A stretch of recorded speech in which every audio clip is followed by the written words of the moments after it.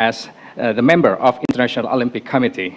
And then the last but not least is Mr. Zainuddin Amali, Indonesian Minister of Youth and Sport, with the topic, Indonesia is ready to host Olympics 2036. So we will divide with this joint press statement. First of all, Mr. Erick Thohir will deliver the opening speech first, and then we will listen to the explanation from His Excellency Thomas Bach related to the topic of candidacy and also political neutrality in sports, and then we will listen as well from the explanation from the Minister of Zainuddin Amali. So, good evening, all the media who are present at this moment. So, I'm not doing a keynote speech, but it's more some of the information that what we've done during the G20s. As you know, since the beginning of G20, Indonesia really pushed the issue of a people-to-people movement. This is why Indonesia having the first Religion 20 conference and also Music 20 conference that we are also presenting to India for a future presidency. But of course, as sport people, I think it's an honor for me to having also the people-to-people movement through sports. This is why actually when we have a discussion with Mr. President that if we can invite President Thomas Bach as a president of IOC to be present in Indonesia, it will be an honor, and I think it's a good movement for us.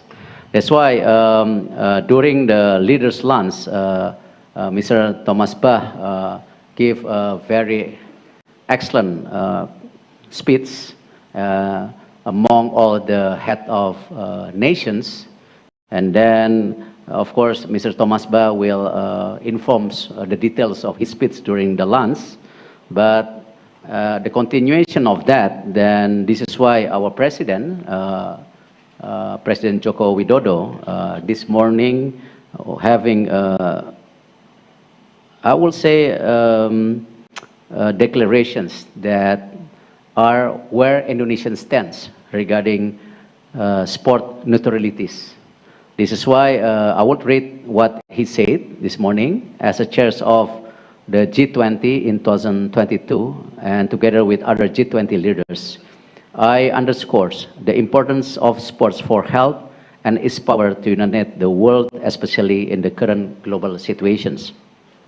The success of the next Olympic and Paralympics Games in Paris in 2024, Milano Cortina in 2026, which is a Winter Olympics, Los Angeles in 2026, Brisbane in 2032, and Youth Olympic Games 2024 in Gangwon as a Winters, and Dakar in 2026 will be highlight the importance of preserving political neutrality in international sports event and governing bodies.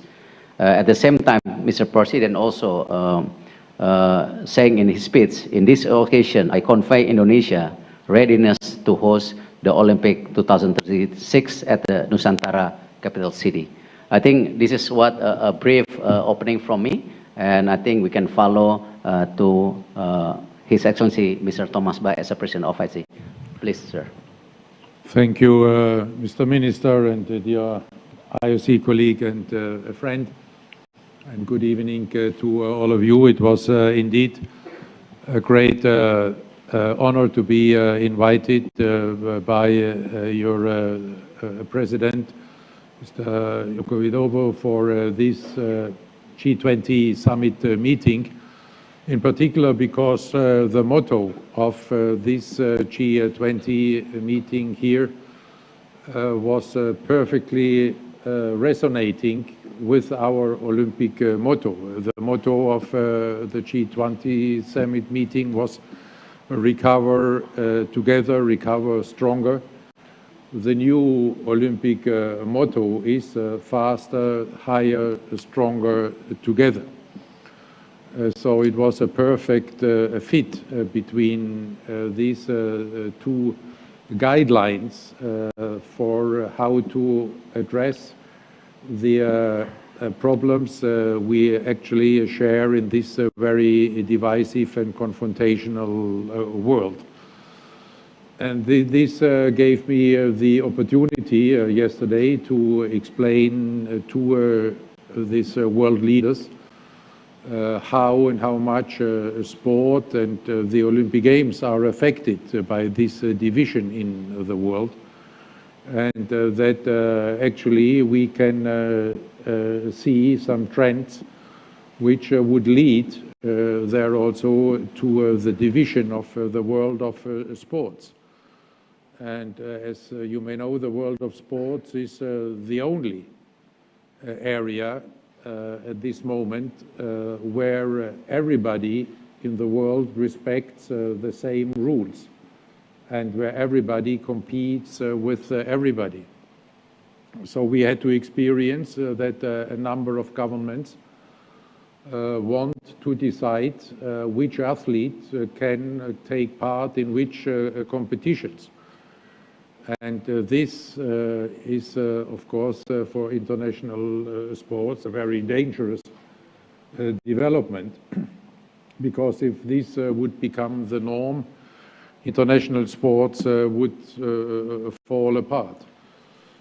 And therefore, I took the opportunity yesterday to convey this message to the world leaders assembled here in the G20, and was very happy then in subsequent individual conversations with a big number of them about the very positive response to this call to the world leaders to respect the political neutrality of sport, and in this way enabling sport to make a contribution to conciliation and peace.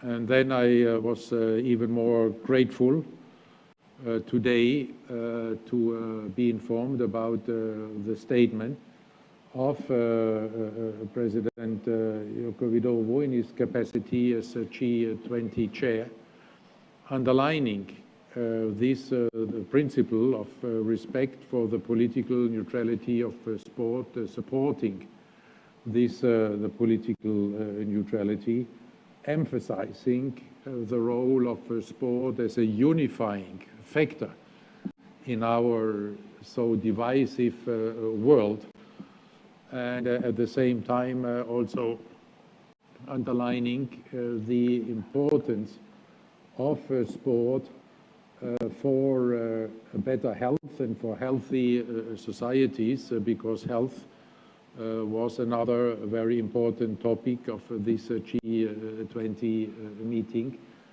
and also there it was acknowledged, and the pandemic showed it to everybody how important sport is for physical and mental health, and that there is no healthy society without sport and physical activity. So I would really like to express my deep gratitude to the President for this very strong and encouraging statement on behalf of this summit, and this statement will play a very important role in all the future deliberations of the IOC, how to shape this political neutrality in this divisive world.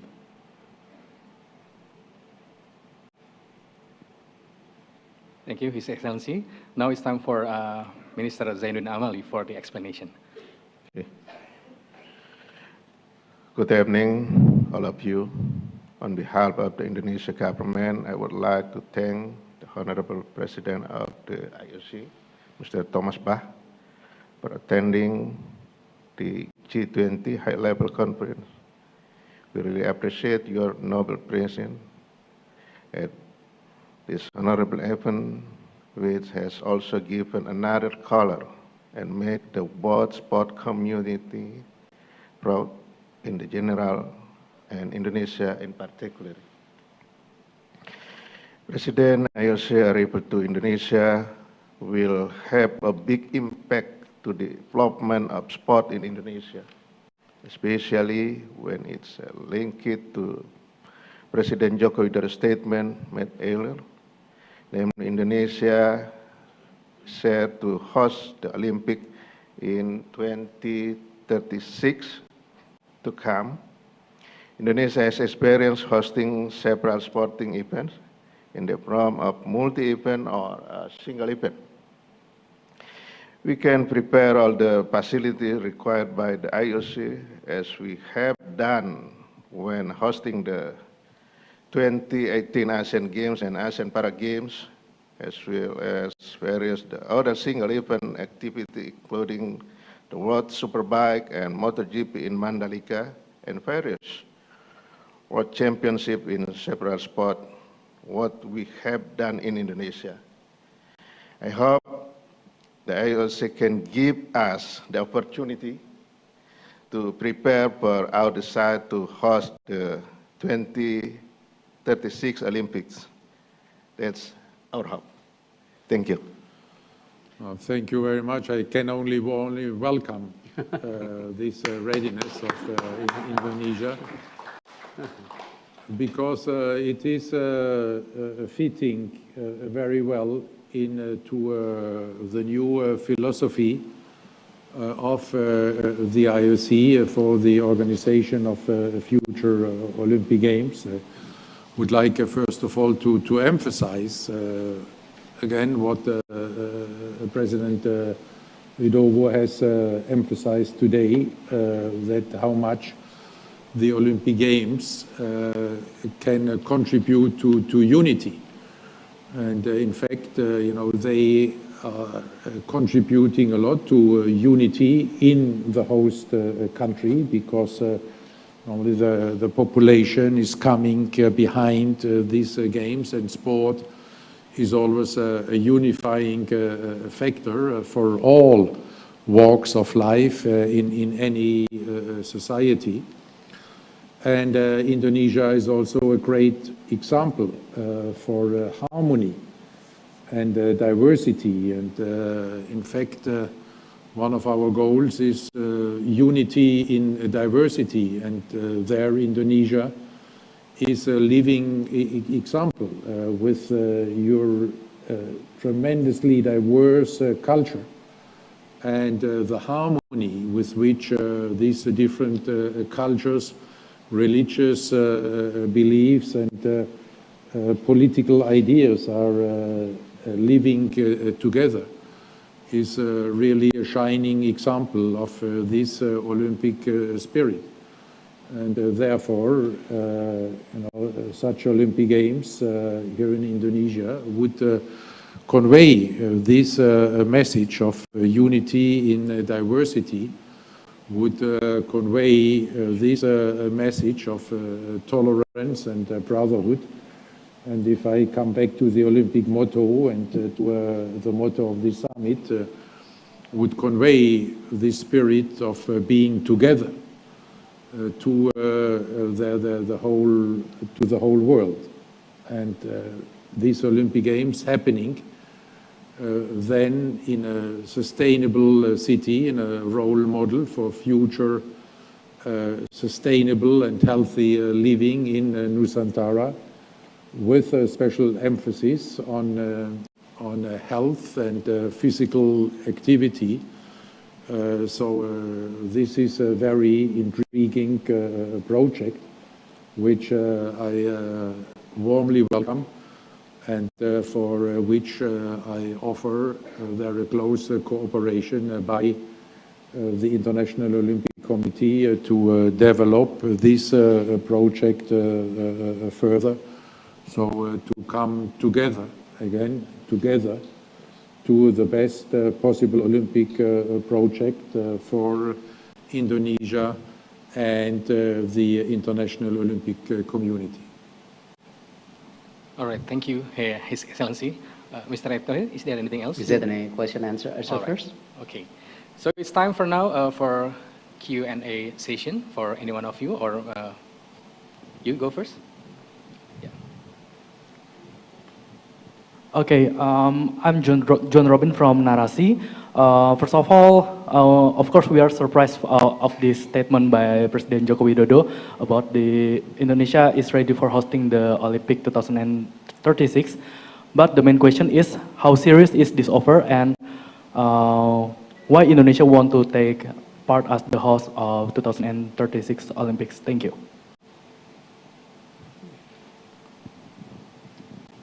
The question is to whom? To whom? Okay. Pak Zainuddin first, Pak, silakan. Please. Yeah, please.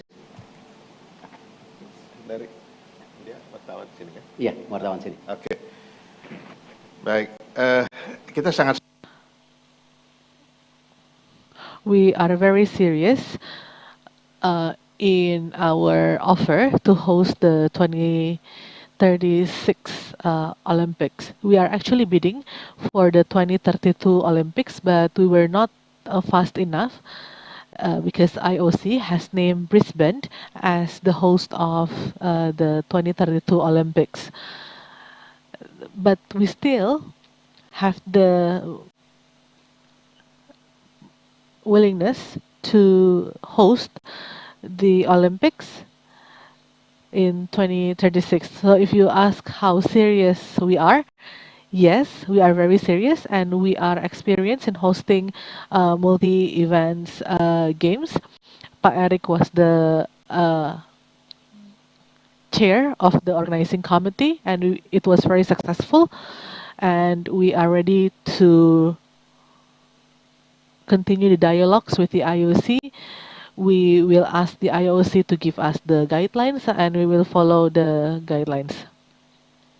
After he make a statement that he give me a call and give me a directive that as an IOC member, I need to bridge the continuation discussion and preparations for Indonesia with, of course, with President Thomas Bah as an IOC's president.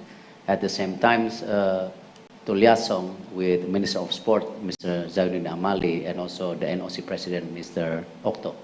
So, but again, just to edit what Minister of Sport say, that as Indonesia, we're serious on bidding these Olympics, because as you know, by 2045, we are having the 100-year celebrations, which is the golden generations of Indonesia.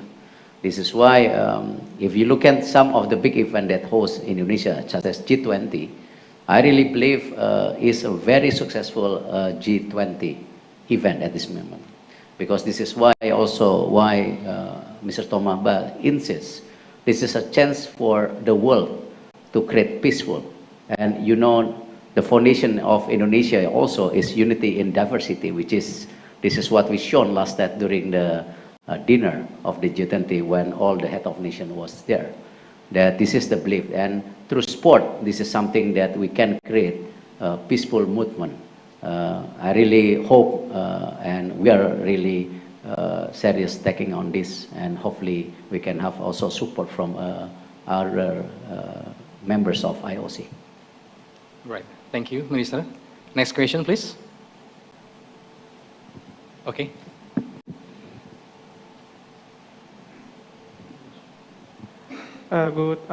Good evening to both you all. My name is Andy from Kata Data. There's a few questions that I want to ask. First is the University of Oxford has released a study in 2020 about the cost of Olympic Games. In these studies, it says that the IOC should have contribute at least 10% in Olympic. How do Mr. Bah respond to these studies? And for Mr. Eric and Mr. Amali, the Olympic is not really economically, it's not giving you the return that it should be. I mean, it's not profitable in economic sense. Last Olympic that have profitable is in Los Angeles in these studies. So, why the government of Indonesia want to host the Olympic, given that the cost of making the infrastructure is very high and it's not really profitable?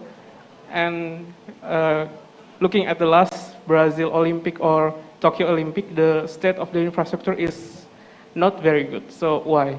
Thank you. Okay. Mr. President, maybe you said, then I will adding.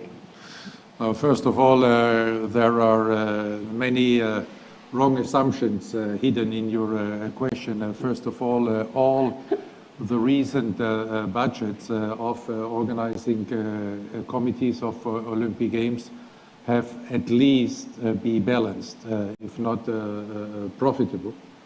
And a big number of them were profitable. And in these budgets, there is a very significant contribution of the International Olympic Committee to the host. At the moment, for the forthcoming Olympic Games, now we have Paris, for instance. It is about 1.6 billion US dollars coming from the IOC. And this allows the organizing committee to have a balanced budget at the end. And the same is true for Tokyo, for all the others. And in this balanced budget, you do not even have included the economic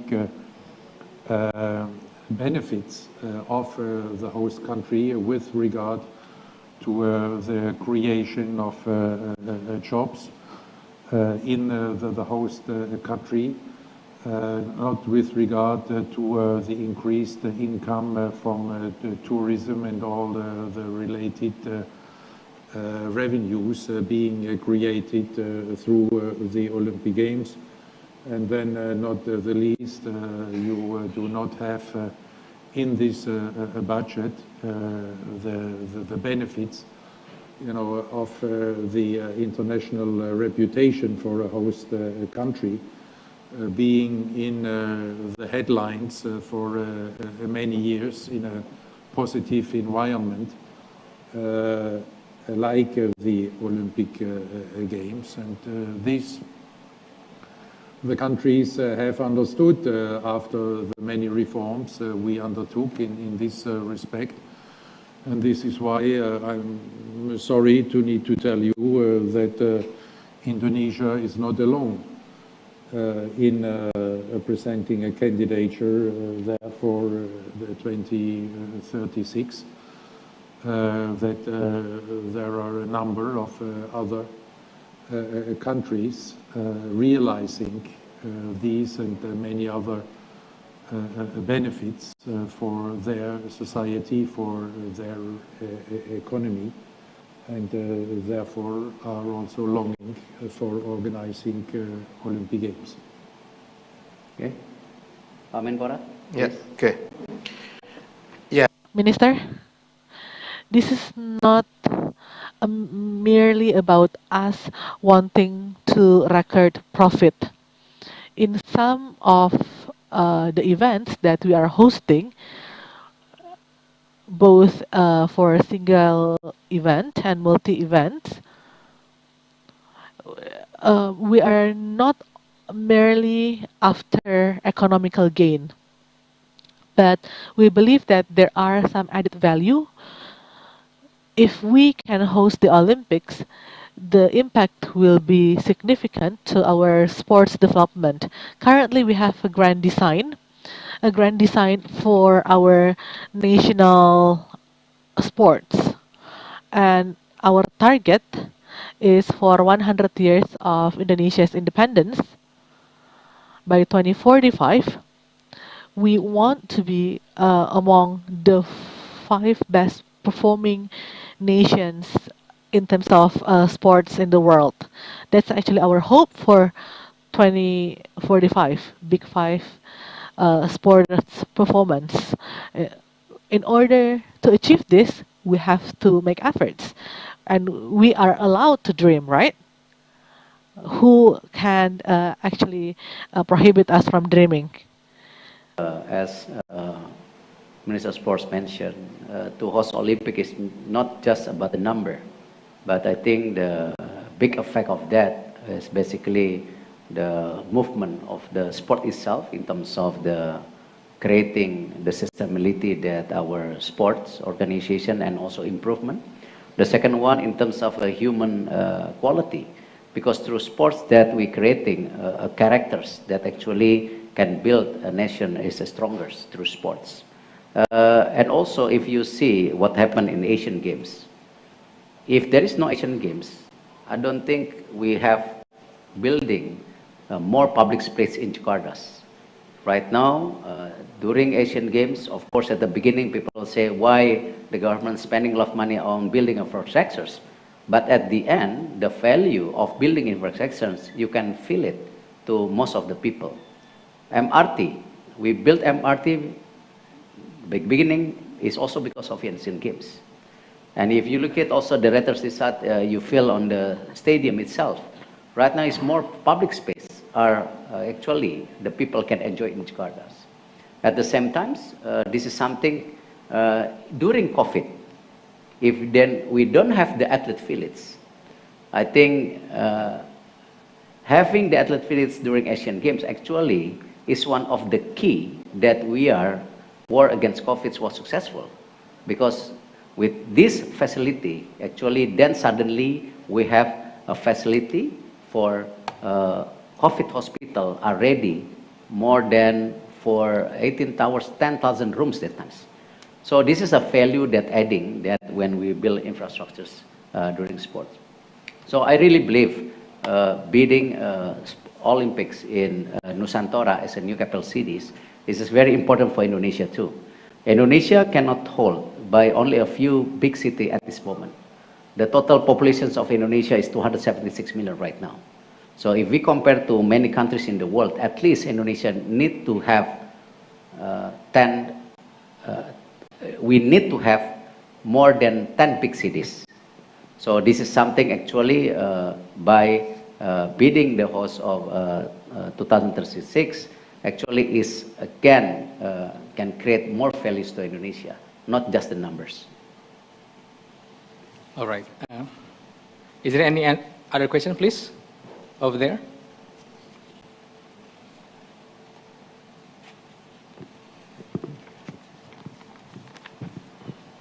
Hello, good evening, gentlemen.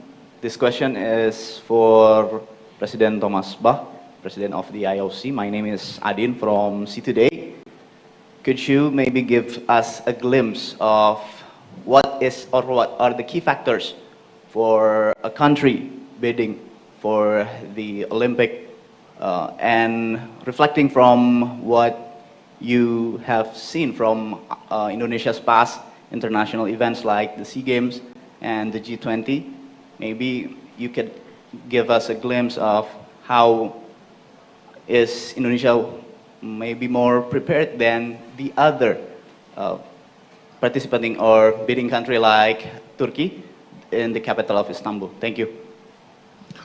Thank you very much. I think the main factor is to share the Olympic spirit and the Olympic values. You know, like contributing to a better understanding between the people through a peaceful competition during the Olympic Games. The second one is to organize such Olympic Games in a sustainable way, means leaving a legacy to the population of the host country through a more healthy lifestyle, as we have, for instance, seen most recently in Tokyo, where after the Olympic Games, the activity, the sports activity of the population increased significantly, following the role model of the Olympic athletes. The other sustainable factor must be that therefore the facilities, that there is a legacy means that there are, for the benefit of the people, that we do not have so-called white elephants, but that we have then sports facilities, public spaces, which are at the disposal of the population, including through the building of an Olympic village, social affordable housing for thousands of people. I think this is are the core factors for presenting a successful candidature. And here again, I can only refer to what I said before. The President Bokowo has expressed this Olympic spirit today in his statement by calling for this unifying power of sport, emphasizing the importance of sport for health, enabling sport to make a contribution to peace by keeping its political neutrality, and by developing Nusantara in a role model of a sustainable city in the world. So therefore, I can see many ingredients for a successful campaign there of Indonesia. And this is supported by the experience you mentioned under the leadership of my friend Eric Thohir. You saw excellent Asian Games here in Indonesia, which impressed not only Asia, but also impressed many visitors from other continents, and left such a great legacy to Jakarta and Indonesia. And the G20 with from my point of view, a seamless organization for one of the maybe most complicated meetings in the world, with all these world leaders. And here under the chair of President Wikowo, coming in these very divisive times to a joint communique, is another example of this unifying force. All right, thank you, His Excellency. Before we conclude our joint press statement, Mr. Rector, is there anything else? Okay. Let's conclude our joint press statement for tonight. Thank you for your attention. Bye for now. Thank you, Mr.